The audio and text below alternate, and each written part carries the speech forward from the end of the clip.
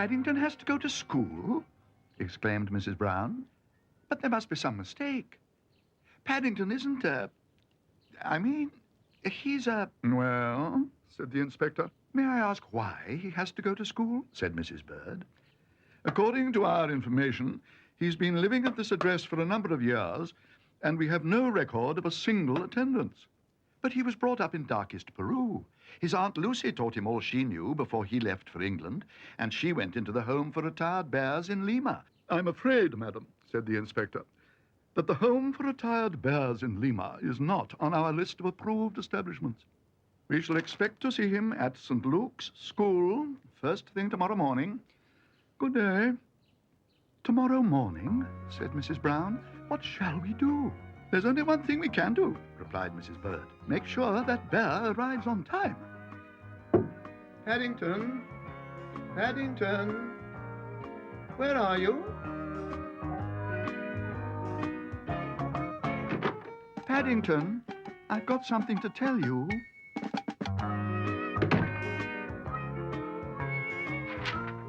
You have to go to school.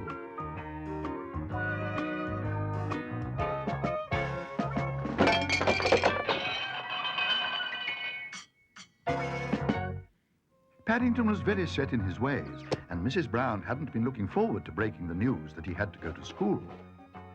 But once he got over the first shock, he seemed to take it surprisingly well, and he spent the rest of the morning polishing his old leather suitcase until it shone so brightly he could almost see his whiskers in it. He even had a bath that evening without being asked, which was most unusual. And if he did spend more time studying Jonathan and Judy's old school books than actually washing, at least it showed his heart was in the right place. All in all, what with the bath and his new hat, he looked so spick and span when he set out next morning, even Mrs. Bird's eagle eyes were unable to find fault. I knew something like this would happen one day, sniffed Mrs. Brown. No more visits to the market. No more calling in to see Mr. Gruber on the way. Most good things come to an end sooner or later, said Mrs. Bird. We must make the best of it.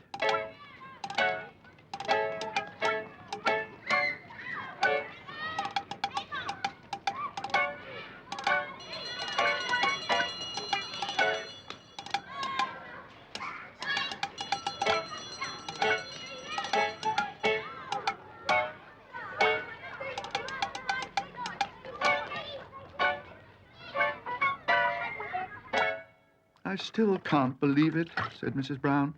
The house seems so quiet without him. I dare say he'll be back before we know it, said Mrs. Bird. Anyway, we shall see him this afternoon. It's the school assembly. They're putting on a special show for the parents, so they've all got the afternoon off. I wonder what he's doing now, sighed Mrs. Brown. He's a very popular bear. He's probably hard at work, bent over his desk, doing his addition. Perhaps, said Mrs. Bird. And then again, perhaps not.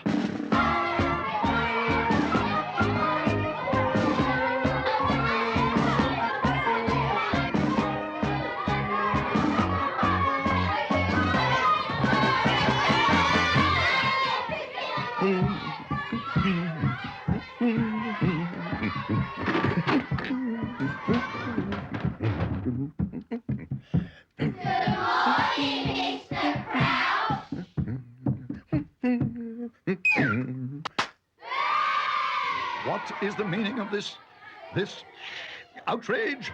Stand up at once, the girl or boy who did this. I warn you, if no one owns up immediately, you will all miss the school assembly this afternoon. Excuse me, Mr. Crouch, called Paddington. Did you say stand up, the girl or boy? Ah, there you are. You must be Brown, the new... yes. I did say stand up, the girl or boy. Well, I'm not a girl or a boy. I'm a bear, so it's all right. It is not all right. What are you doing up there? I was showing the others how the Indians in darkest Peru used to do their hunting. First, they did a war dance. Then they blew poison darts. I'm afraid I haven't got any, so I used marmalade chunks dipped in ink instead. Oh, I'm very sorry, Mr. Crouch. I think I must have done it again by mistake. Silence! Put my recorder back where you found it. I didn't know it was yours, Mr. Crouch. Let me clean it for you. Bear's lips get a bit sticky. It's all the marmalade they eat. Besides, I think I may have been dribbling down the end. There must be a marmalade chunk stuck halfway down. A marmalade chunk? Exclaimed Mr. Crouch. I've never heard of such a thing. I'm sorry, Mr. Crouch. I'm afraid it's a bit difficult playing the recorder with pause. Yes, well, don't let it happen again. Back to your desk. It's time for the roll. I assume I have your permission. Bear? Oh, yes, Mr. Crouch. Don't mind me, said Paddington. I shan't be very long. I've made over 30 already. Over 30? What? Marmalade sandwiches.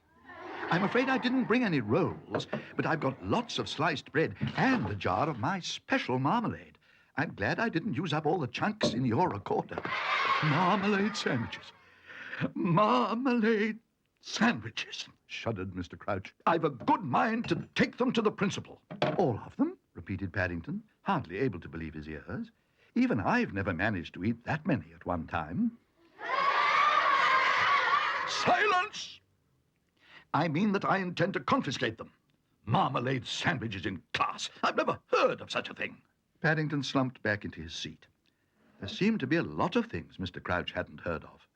As far as Paddington was concerned, he hadn't heard of anyone having their marmalade sandwiches confiscated, and he looked most upset. We are not here to learn how to make marmalade sandwiches, explained Mr. Crouch. We are here to learn the 3 R's. The 3 R's, Mr. Crouch? I didn't know there were 3 R's. Well, we learn something new every day. The 3 R's are reading, writing, and arithmetic. And today we happen to be starting with arithmetic. Now, I've written out a little problem. 14 plus 7 equals 20. And I have made a deliberate mistake. Can anyone tell me what it is? I can, Mr. Crouch. Ah, Brown. I'm glad to see you're so quick. What is your answer? You don't spell arithmetic with an R, Mr. Crouch. I know you don't spell it with an R. I never said you did. Excuse me, Mr. Crouch, but you did. You said there are 3 R's, reading, writing, and arithmetic. Teacher! I may have said it, but I didn't mean it. That is to say, Oh, that's all right, Mr. Crouch. We all make mistakes.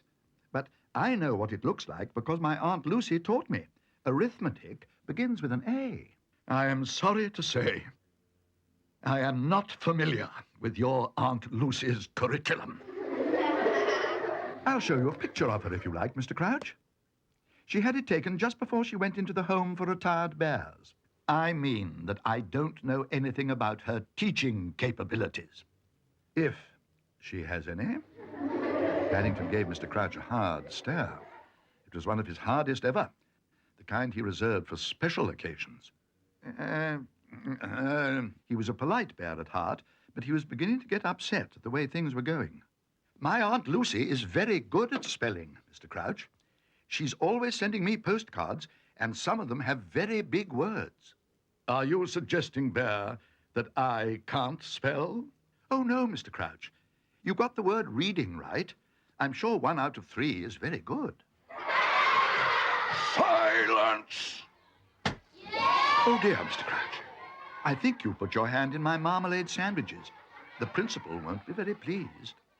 Mr. Crouch looked as if he was taking advantage of his own arithmetic lesson in order to practice counting up to 10. Since you appear to have such a deep interest in food, Brown, perhaps you would like to go out and do some shopping for me. Some shopping, Mr. Crouch? Oh, yes, please. Bears are good at shopping. Good. Perhaps, at long last, we have found something that we are best at doing. Oh, are you coming too, then, Mr. Crouch? No, Brown, I shall not be coming too. But it so happens I shall be needing some fish. Some fish? Yes, Brown, fish. You may take as long as you like. Don't hurry back. Oh, don't worry, Mr. Crouch. I shan't be long. I shall be back before you've even got to the second hour. That, said Mr. Crouch, is what I'm afraid of. Yes? No. Really? Good gracious. It's Mr. Gruber. He's just met Paddington coming out of the supermarket. How's he getting on? He doesn't think much of his teacher. Mr. Crouch can't spell. And he doesn't seem to know very much. He's always asking questions. But what was Paddington doing in the supermarket? Asked Mrs. Brown. Buying some fish? But he took a whole suitcase full of food with him when he went to school this morning. I don't like the sound of it, said Mrs. Bird. I don't like the sound of it at all. Fish are, of course, found in all the oceans of the world, and they are a great source of food. I'm back, Mr. Crouch. Ah, good work, Brown. You're just in time.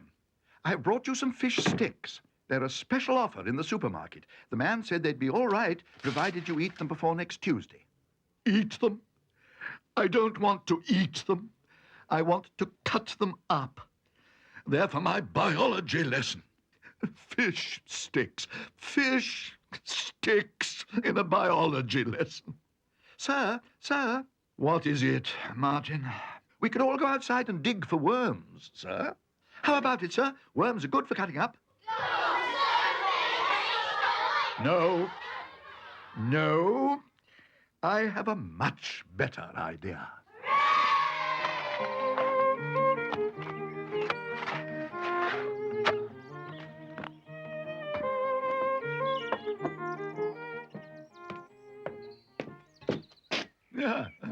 You must be young Paddington Brown, the new, I'm Mr. Trout, your principal. Gather you're keen on shopping. How do you do, Mr. Trout, said Paddington politely. I gather you're keen on marmalade sandwiches. Yes. Well, keep up the good work. I'm collecting these for Mr. Crouch. He says if I dig a deep enough hole, I shall get some very special ones. He says I can take as long as I like. Oh, well, replied Mr. Trout. There's no great hurry. You'll be at school until you're 16. Paddington gazed at Mr. Trout as if he could hardly believe his ears. 16, he repeated. 16? But I thought I was only here for the day. Dear me, no, laughed Mr. Trout. You've got a good many years to go yet. Lunchtime. We'd better not be late. It's the school assembly this afternoon. All the parents will be coming. You'd better hurry too, Brown. New students are expected to help with the serving.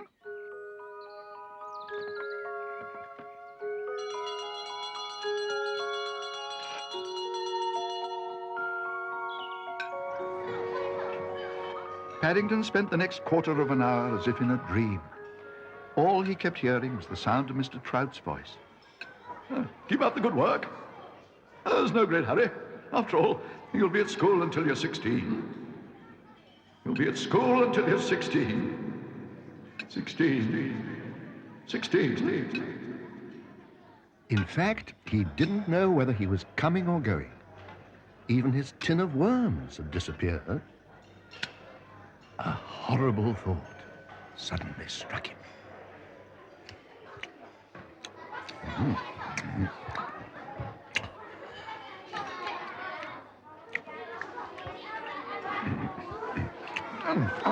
I must say this stew tastes remarkably good today. It's smashing, sir. I don't remember it ever being quite so tasty. I wonder why.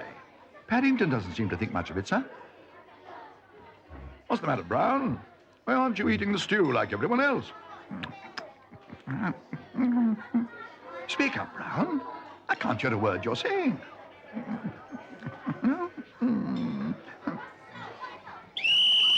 Silence.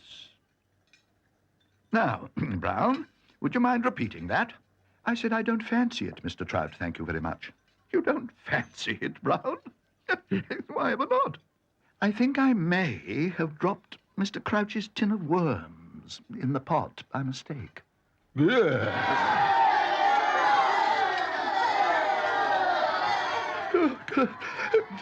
Go to my office, Brown, and wait for me there. As for assembly this afternoon, who knows what's going to happen now? Paddington felt most upset. Losing Mr. Crouch's tin of worms was bad enough, but the thought of being the cause of the school assembly being cancelled was even worse. He gazed at a poster advertising it. There was someone playing a violin and someone else lifting some heavy weights, not to mention something called a can-can. It all sounded very interesting. Mrs. Brown and Mrs. Bird were hoping to come and see it, he announced to the world in general. He closed his eyes while he considered the matter. If only there was some way of saving the day. Saving the day. Saving the day. Saving the day. As I was saying, announced Mr. Trout, I very much fear that, owing to circumstances beyond our control, the entire cast of this afternoon's little entertainment has been taken ill. In the meantime, and at the very last moment, we have a volunteer to take on the difficult task of performing all the acts. Thank you. With the help of the nimble fingers of our music teacher, Miss Grimshaw, on the electronic organ. Thank you. And on the drums, Deirdre Wainwright. We give you our newest student, Paddington Brown. Paddington? Well, I never. First, the flight of the bumblebee.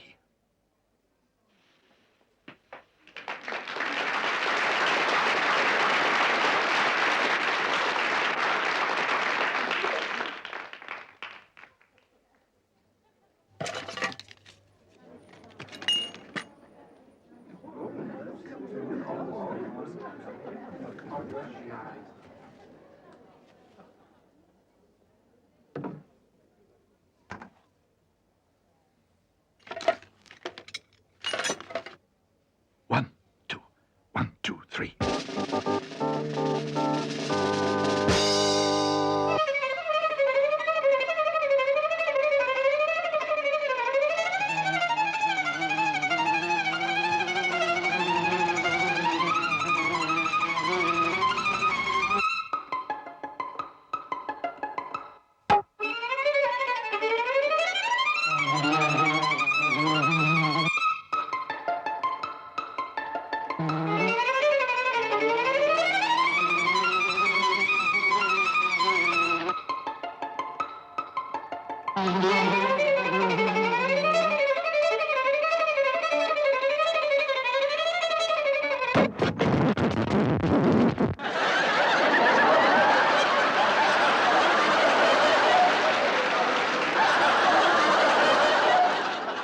And now, for a complete change of mood, all the way from darkest Peru, the strongest bear in the world.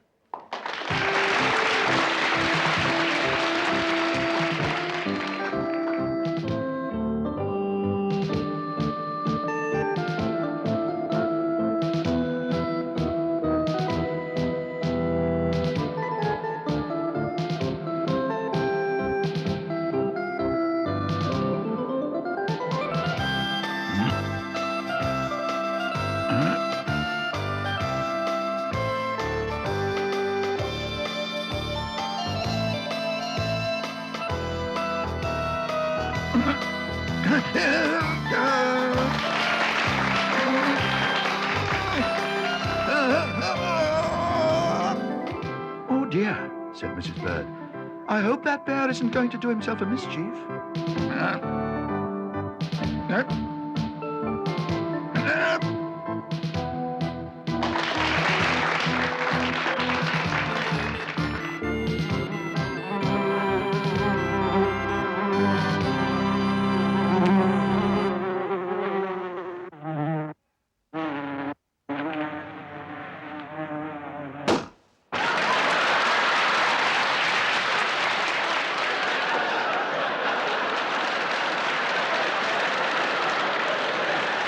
Thank you.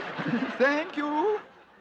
And now we come to what was to have been the high spot of the afternoon. The girls of the 6th grade performing the can-can. I beg your pardon? I think we may be in for the can't.